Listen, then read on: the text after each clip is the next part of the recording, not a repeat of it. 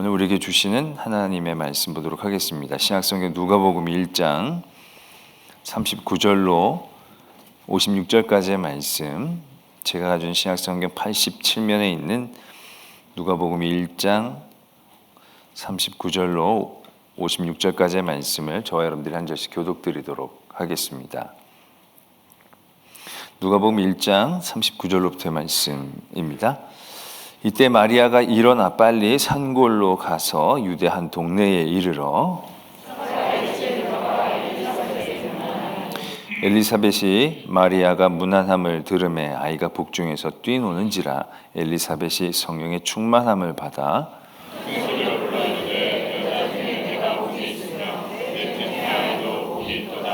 내 주의 어머니가 내게 나오니 이 어찌 된 일인가.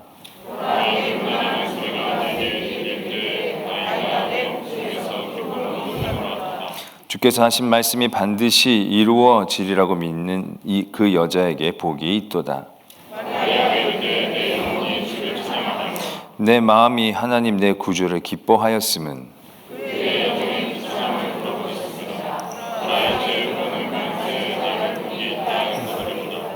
능하신 이가 큰 일을 내게 행하셨으니 그 이름이 거룩하시며 그의 팔로 힘을 보이사 마음의 생각이 교만한 자들을 흩으셨고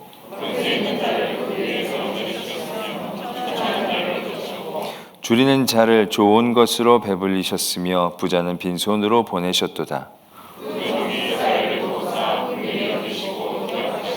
우리 조상에서 말씀하신 것과 같이 아브라함과 그 자손에게 영원히 하시리로다 하니라.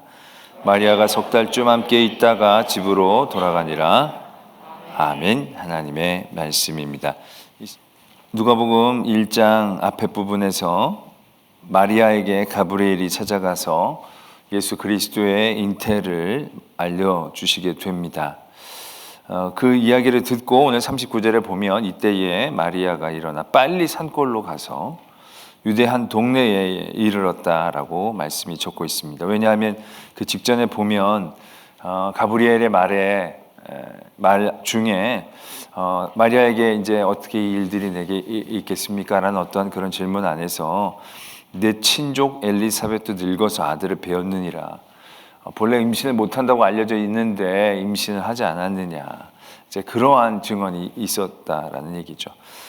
그러한 얘기를 듣고 이 마리아는 그 일들에 대한 확인, 자신에 내려진 어떤 그런 수태고지에 대한 의심이라기보다는 그 일들을 더욱더 확인하고 싶은 마음에 빨리 일어나서 유대한 동네에 가게 되는 것을 보게 됩니다.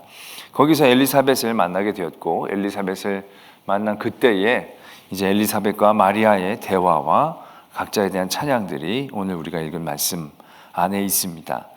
엘리사벳이 마리아가 오는 것을 맞이하면서 또 복중에 있는 아이가 뛰어노는 것들을 통해서 마리아의 그 일들을 찬양하고 오히려 확언시켜 주었고, 또 그런 가운데 마리아가 이제 드디어 나에게 하나님의 큰 은혜가 임했음을 고백하고 또 하나님을 찬양하는 그러한 말씀 흐름을 갖고 있습니다. 참으로 아름다운 말씀들, 아름다운 만남들, 또 하나님의 일들이 이렇게 이루어지는 그러한 흐름들을 보게 됩니다. 그러나 우리가 단순히 그렇게 아름다운 흐름만을 가지고 있다라고 얘기할 수 없는 많은 세상적인 요소들이 이 안에 있음 또한 우리가 보게 됩니다.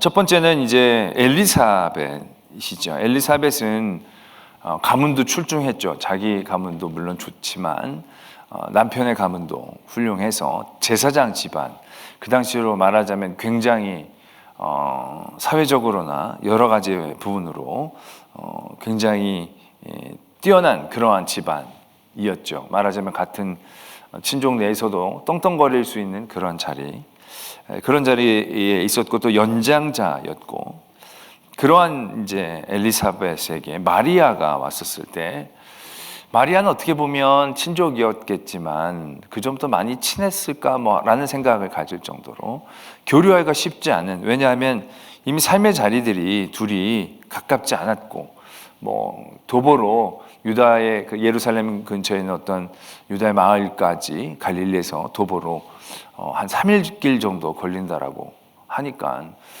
그것이 그렇게 쉽게 왕래하기 쉽지 않은, 특별히 여인으로서, 출가한 사람으로서 그 전에 어떻게 알았거니 했다게 보기 어려운 그러한 가운데에 있었죠. 그 가운데서 이제 정말 시골에 있는 자기의 어떤 친척이라고 하는 젊은 아이가 찾아왔는데, 이 아이가 이제 어떤 감동은 하나님의 아들 그 메시아를 잉태했다라고 듣고 있지만 아직 결혼도 안 한 젊은 처자였고 자신보다 훨씬 경제적인 사회적인 배경도 떨어져 있는 그러한 어떤 세상의 껍데기들을 바라보면서 이러한 모든 것들을 뛰어넘고 전적인 성령의 감동만으로 그 일들을 축복하고, 또 그 마리아에게 내 주의 어머니라고, 내 주의 어머니가 내게 나오심이 어찌함인고, 그러면서 굉장히 그 마리아에 오는 일들에 대해서 황송한 그런 어떤 표현들을 해낸다라는 것은 우리가 성경에서는 굉장히 쉽게 이해할 수가 있겠지만, 우리가 그런 부분들을 내려놓고 어떤 세상적인 상황적으로 보게 되었을 때 쉽지 않은 그러한 장면이기도 하다라는 얘기죠. 또 마리아도 그렇습니다. 마리아도 그러한 이제 천사에 대한 얘기를 듣고 그 다음에 이제 빨리 이제 유다의 마을로 찾아가죠. 정혼한 상태에서 어떤 그러한 일들이 움직임이 있으려고 한다면 여러 가지 어떤 상황과 어떤 배려들이 충분히 필요한 상황이었을 것입니다.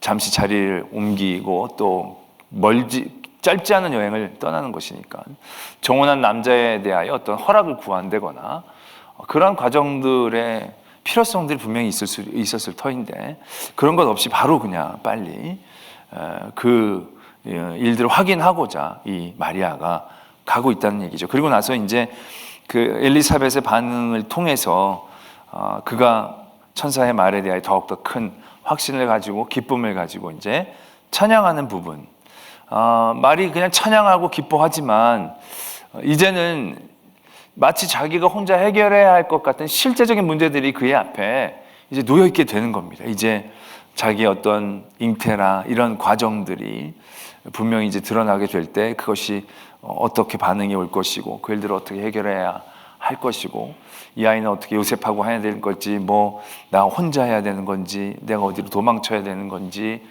솔직히 그런 시시콜콜한 모든 방법들을 알려주신 건 아니거든요.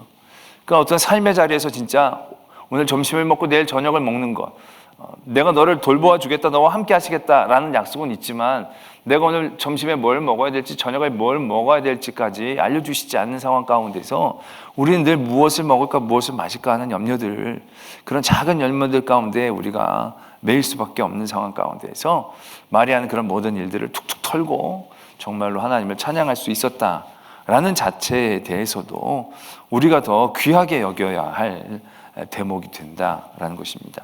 쉬워 보이지만 결코 쉽지 않은 그런 일들 가운데에서 우리는 주의 영에 사로잡힌 이들이 보여주는 태도에 대한 도전들을 분명히 우리가 얻어야 한다라는 것을 보게 됩니다. 우리도 믿음 좋은 분들이 참 많습니다. 다들 믿음이 좋아 보입니다. 교회 안에서 여러 가지 믿음의 일들을 가지고 믿음의 형제자매들의 일들을 갖게 됩니다. 그런데 그런 가운데에서도 굉장히 작고 사소한 것 같아 보이지만 우리가 자주 넘어지는 그런 요소들이 있습니다. 아까 제가 엘리사벳에 대한 얘기들을 해드렸듯이 그 시기라는 거, 질투라는 거, 결국 이 시기나 질투라는 것들은 굉장히 사소해 보이고 인간의 어떤 잔간정처럼 여겨지지만 결국 그 뿌리들은 결코 무시하지 못하는 결국 죄된 곳에서부터 시작되고 있음을 우리가 이제 분명히 기억해야 한다는 것이죠. 오늘 이 엘리사벳이 성령의 감동에 의하여 그런 일들을 이루었다고 했을 때 우리는 그 성령의 감동이 우리에게 주시는 정말로 크고 굵직한 그런 흐름을 분명히 이해해야 한다라는 것입니다. 우리는 성령의 감동, 그럼 우리가 뜨거운 거, 그래서 우리가 영적인 경험을 하는 거, 상당히 모든 것들이 이제 개인적인 어떠한 능력이나 경험이나 누리는 것들이나 그런 쪽에서 우리가 이해하게 되어지는 거죠. 근데 솔직히 성령이 임재하셨을 때에 우리 안에서 보여주는 주된 모습, 그것이 있다면 그거는 나의 모든 인간적인 상황과 감정들, 여러 가지 여건들을 뛰어넘는 하나님의 일 그 자체에 대한 기쁨과 감사, 함이 되지 않겠는가 하는 것을 오늘 이 엘리사벳에게 임재한 성령의 모습을 통하여 우리는 깨닫게 된다는 것입니다. 충분히 그런 여러 가지 요소들이 있을 법한 상황 가운데에서도 이 엘리사벳은 그 마리아를 내 주의 어머니가 내게 오심이 어찌하면요.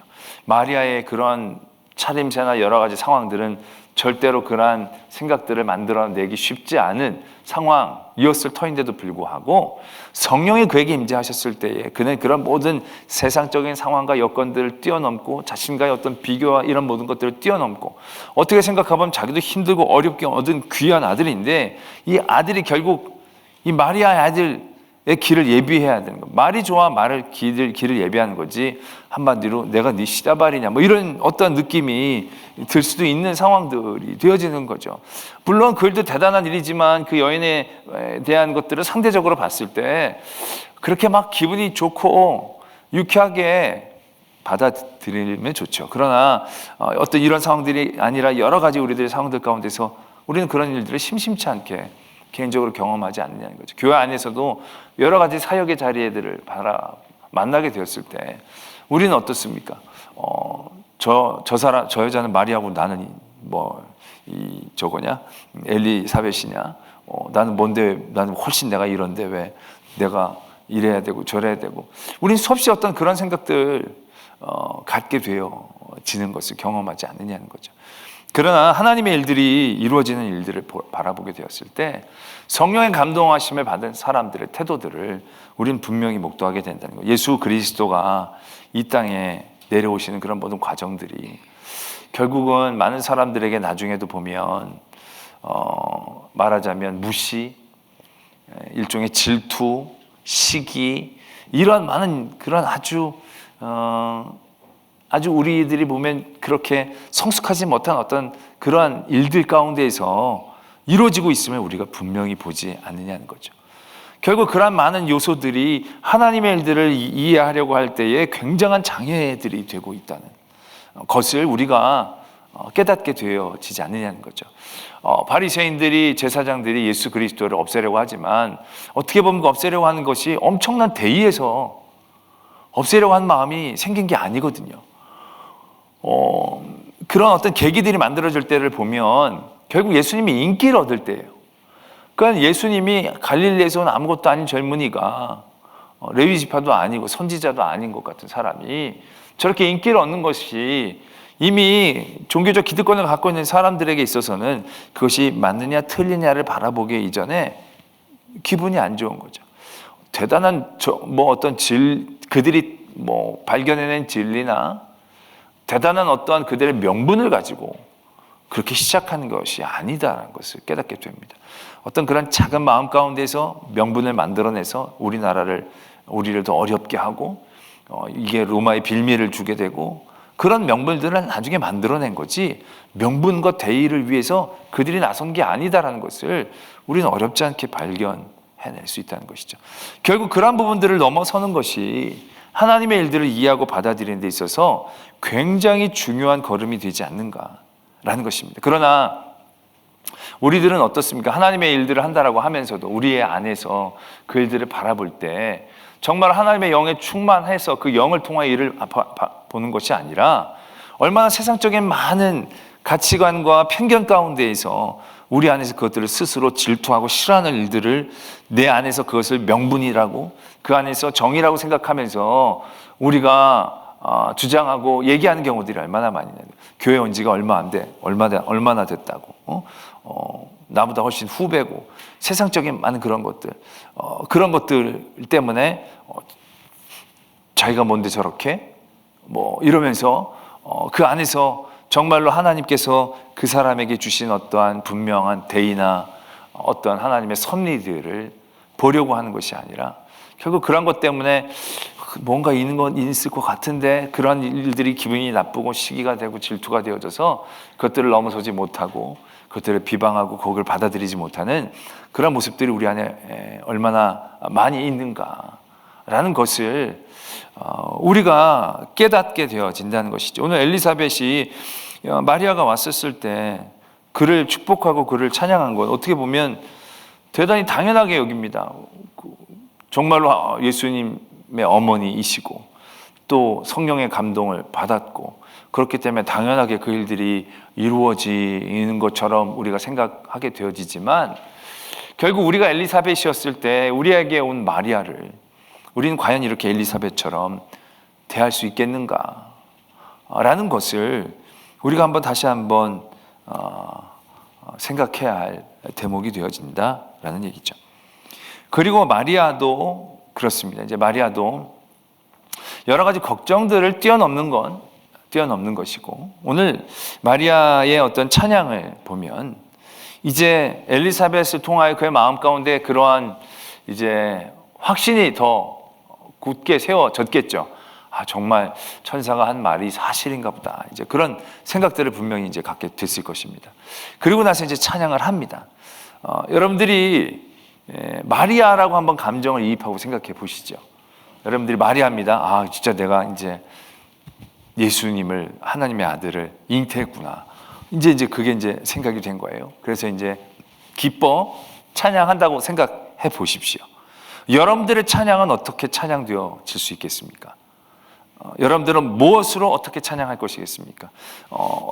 마리아는 이렇게 찬양합니다. 전반부에 내 영혼이 주를 찬양하며 내 마음이 하나님 내 구주를 기뻐하였음은 그의 여종의 비천함을 돌보셨습니다. 보라 이제 후로는 만세에 나를 복이 있다 일컬으리로다. 이제 이렇게 찬양한 것에 대해서 다들 여러분들도 요렇게는 찬양하실 겁니다. 하나님 나 같은 사람을 사용하셔서 이렇게 귀한 일을 쓰시다니 너무 감사합니다. 이제 사람들이 만대에 걸쳐서 이제 나를 다 기억하겠군요. 너무 감사합니다. 이제 그렇게 찬양을 하고 나면 그 다음엔 여러분들이 어떻게 하나님 앞에 찬양을 하거나 기도를 하겠습니까? 생각할 시간 드리겠습니다. 네. 그 다음에 어떻게 찬양? 이 마리아처럼 너무 감사합니다. 나를 이렇게 사용하시고 아무것도 아닌 나 이렇게 사용해 주셔서 너무 감사합니다. 이제 사람들이 나를 얼마나 기뻐하고 좋아하겠습니까? 너무 감사합니다. 이제 그러고 찬양하고 나서는 다시 자기에게로 돌아오지 않겠느냐는 거죠. 다시 자기에게로 돌아오지 않겠냐는 거죠. 이제 하나님 실제적인 문제로 돌아가서 요셉의 마음을 이제 열어주십시오. 이제 아무래도 요셉이 되게 충격이 클 텐데 잘 타일러서 별 큰 어려움 없이 잘 할 수 있도록 그렇게 해 주십시오. 그리고 제가 이 아이를 잘 낳을 수 있도록 여러 가지 환경 상황들 어떻게 보면 그런 일들로 하늘을 향하여 던진 공처럼 하나님을 찬양하지만 결국 그 공이 다시금 내게로 떨어져서 결국 내 안에 문제 가운데 갇혀서 또 기도하고 간구하고 하지 않겠느냐라는 것이죠. 그러나 오늘 마리아의 기도를 살펴보면 우리가 하나님을 찬양하는 이 마리아의 찬양이 예사롭지 않음을 보게 된다는 것입니다. 내가 복이 있다 일컬으리로다 라고 얘기하지만 그 다음에 능하신 이가 큰 일을 내게 행하셨으니 그 이름이 거룩하시며 하나님께서 나를 이제 미천히 여겨주시고 나에게 이제 큰 은혜를 주셔서 만세 나를 복이 있다 이제 일컬을 것이다 라고 얘기합니다. 그래서 이제 그 하나님이 그런 큰 일들을 내게 행하셨으니 이제 그 이름이 거룩하시며 그 초점이 나에게서 그 주신 하나님의 손으로 하나님에게로 옮겨가고 있는 것을 보게 된다는 것이죠.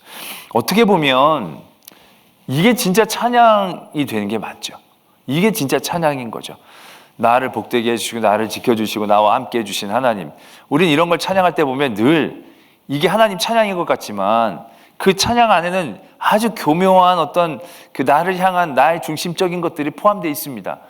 그래서 그 안에는 이거 내게 뺏어가시면 나 찬양 안 할랍니다. 그런 뉘앙스들이 우리 안에 있을 수 있는 위험적 요소들이 있는 겁니다. 주셨기 때문에 찬양하고 누리기 때문에 찬양한다는 것은 결국 이러한 것들이 빼앗기고 없을 경우에는 그 다음에는 또 다른 하나님의 찬양의 제목들을 찾아낼 수 없는 그러한 어떠한 돌고 도는 구조 가운데 우리가 갇히게 되는 거죠. 그러나 마리아는 그러한 일들을 통하여 그 초점이 내게 주신 그 하나님이 아니라 그 하나님으로 바로 옮겨가고 있다는 것입니다. 나에게 주신 그 한 선을 통하여, 한 연관성을 통하여 또 다른 많은 연관성들을 만드는 게 아니라 그 선을 통하여 온전히 하나님께로 옮겨가고 있는 거죠. 그리고 그 하나님이 어떤 하나님이신지를 찬양하고 있다는 것입니다. 그 하나님은 공의의 하나님이시다라는 거죠. 나를 높여주시고 나를 위하시는 그런 부분이 아니라 나를 위해 주신 그 하나님을 통하여 그 하나님의 전체적인 하나님의 사역들을 바라본다는 것이죠. 그래서 그 힘으로 교만한 자들을 흩으시고 권세 있는 자들을 내리치시고 비천한 자들을 높이시고 부자는 빈손으로 줄인 자는 좋은 것으로 배불리시기를 이제 기도하고 있는 거죠. 이거는 하나님 이제 나를 부자가 되게 해주십시오라는 기도와는 완전히 다른 겁니다. 부자는 빈손으로 가게 하고 미천한 자는 하나님 채우시고, 이제 내가 미천한 자라서 내가 부자가 되게 해주십시오 이런 종류의 얘기가 아닌 겁니다. 내가 힘이 없으니까 나를 하나님께서 들어주시고 권세 있는 자를 치셔서 그 다음에 내가 권세 있는 자가 되게 해주십시오 라는 내중심적인 그런 얘기가 되는 게 아닙니다. 나를 돌보주신 그 하나님을 통하여 그냥 그 하나님의 공의를 찬양하고 바라볼 수 있게 되어진다는 것이죠.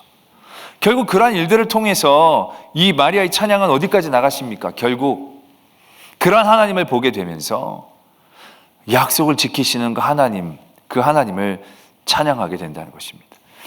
어떻게 보면 예수 그리스도를 잉태한다는 것은 정말로 엄청나게 대의적인 일일 겁니다. 그러나 개인적으로 그 일들을 바라보면 결국 자기가 아이를 잉태하는 겁니다. 그 아이를 낳고 기르는 겁니다.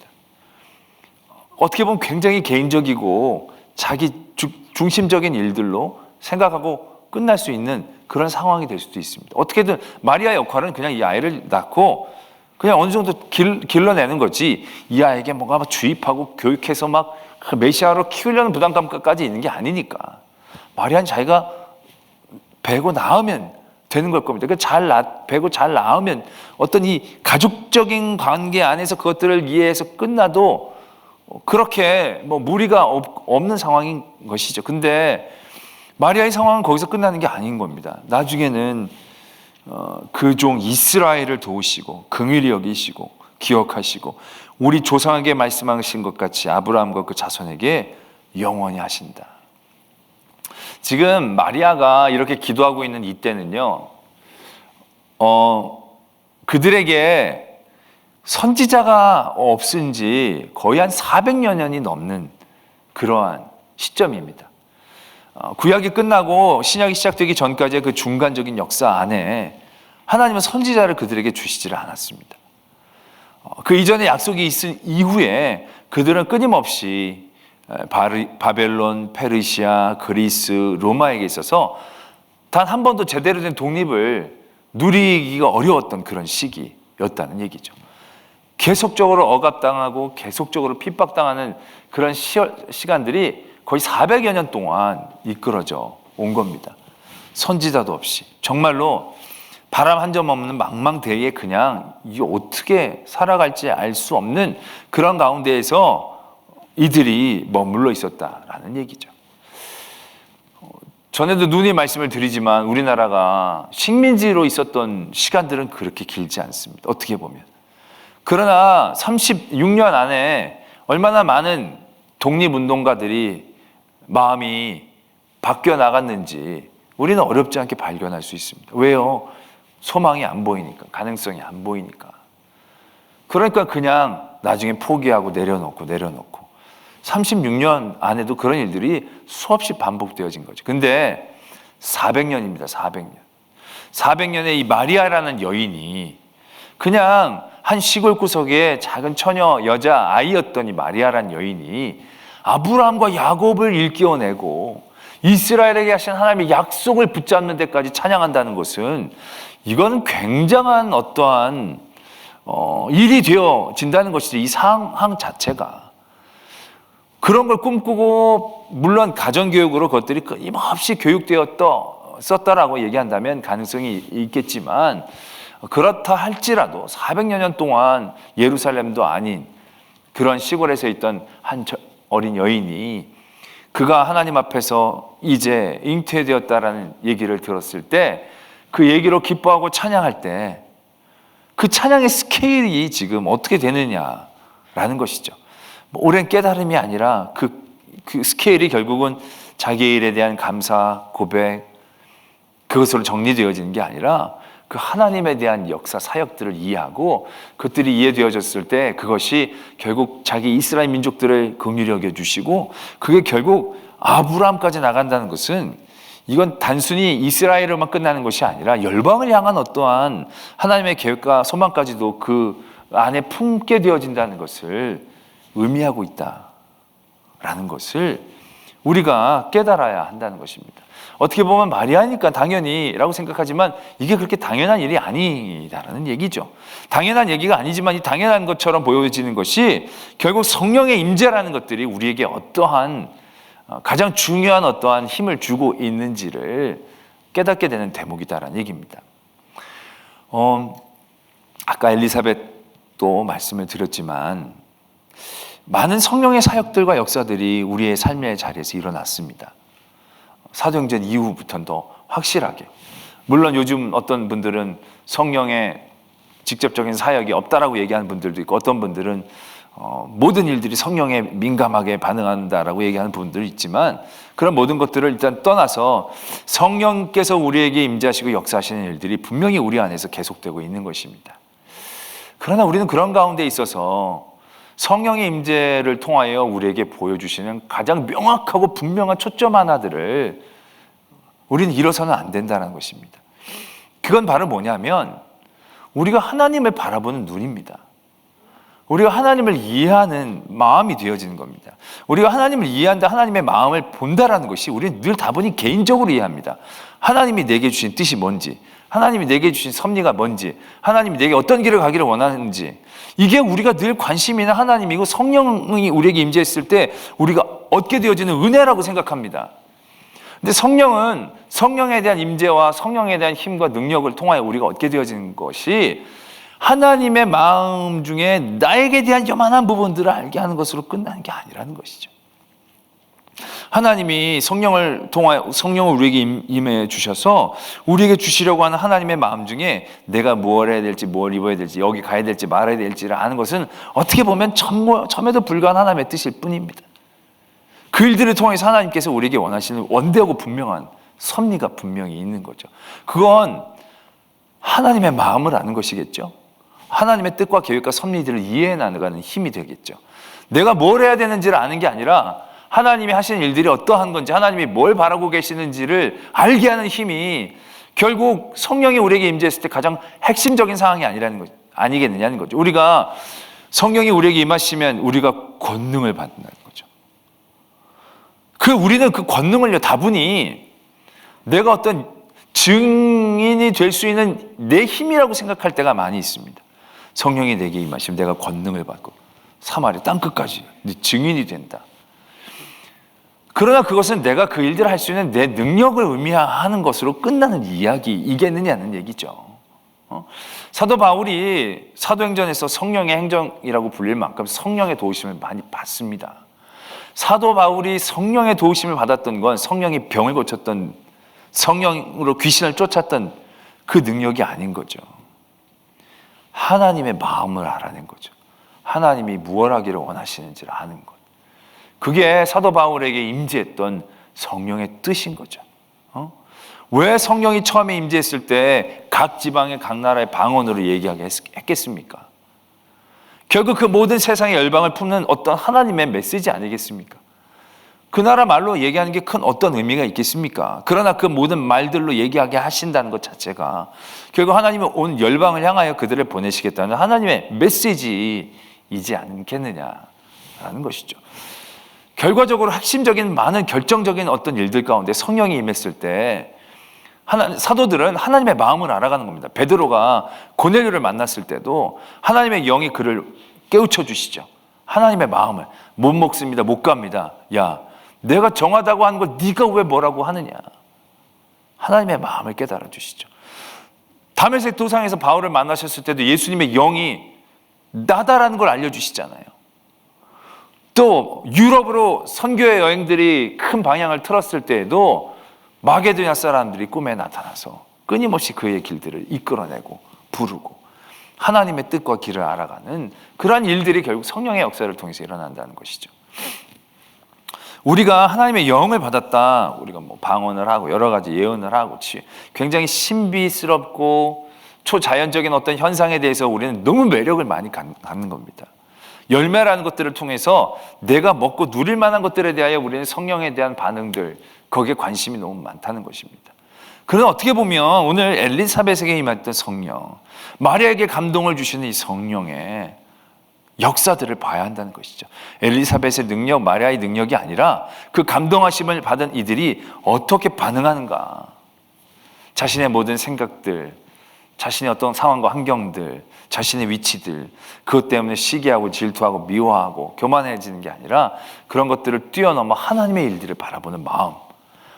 정말 저 마리아에게 하나님의 아들이 임하셨구나. 내 주의 어머니이시구나.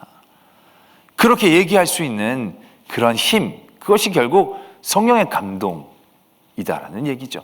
자기에게 임한 이런 개인적인 일들을 떠나서 하나님의 일들로 이해되어지고 그 하나님의 일들을 이해됨으로 통하여 정말 예수 그리스도의 어머니가 할 만한 그런 얘기를 할 수 있었다는 것. 결국 그것이 하나님의 마음을 알게 해주시는 영의 감동이었다라는 얘기죠. 그래서 신앙이 성숙한 분들을 보면요, 기도의 제목이 달라지죠. 기도의 지경이 달라지는 걸 보게 됩니다. 여러분들도 보면 신앙의 연륜이 많이 쌓인 분들일수록 신앙이 건강하게 자란 분들일수록요, 기도의 지경이 다른 거죠. 제가 전에도 여러 번 말씀을 드리지만 정말로 세계 일주를 다 하고 오시는 거죠. 우리가 뭐 굳이 그렇게 거기까지 우리가 기도해 줄 필요가 뭐가 있겠나. 우리는 그런 마음을 가질 때가 많이 있지만 성령의 감동함을 받는 분들은 그게 내가 거기 기도할 필요는 없죠. 그러나 하나님의 마음으로 그것을 보면 가슴이 아픈 거죠.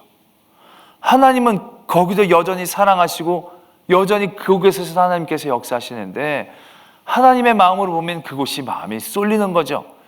그렇게 나의 지경이 넓어지고 조금씩 내 어떠한 일들에 대한 이해들이 바뀌어진다는 것, 그것이 결국 내게 임한 성령에 대하여 내가 바르게 반응하고 내게 주신 성령의 감동에 대하여 내가 바르게 열매 맺는 그러한 귀한 방향성이 아닌가라는 것을 오늘 엘리사벳과 마리아의 모습을 통해서 발견하게 되어진다는 것입니다.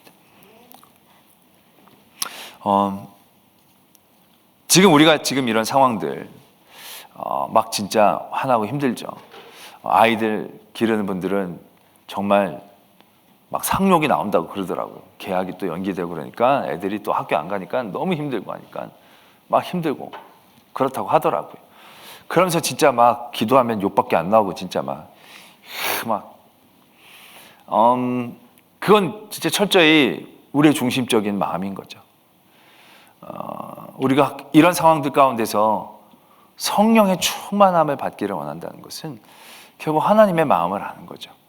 하나님의 마음으로 힘들고 어려운, 더 곤란한, 억울한 그런 일들을 위해서 더 기도해주고 또 거기에 마음을 쏟고 그런 마음을 내가 갖게 된다는 것, 그것이 어떻게 보면 가장 건강한 성령의 충만, 지금 우리가 간구해야 될 성령의 충만함이 되지 않겠는가라는 생각들을 갖게 되어집니다. 오늘 마리아의 이 찬양이 우리의 삶에 큰 도전이 되기 원합니다. 이 엘리사벳이 마리아를 대한 태도가 또 우리 안에 큰 깨달음이 되기를 원합니다. 그래서 내가 바라는 성령의 충만함이라는 것이 초자연적이고 신비한 그런 것들이 아니라 하나님의 마음으로 우리가 볼 수 있는, 하나님의 마음으로 기도할 수 있는, 하나님의 마음으로 하나님의 뜻을 우리가 헤아릴 수 있는, 그래서 우리의 삶의 자리에서 기도의 제목들이 조금씩 바뀌어지는 그런 성숙함들을 우리들이 경험해 나갈 수 있기를 소망합니다.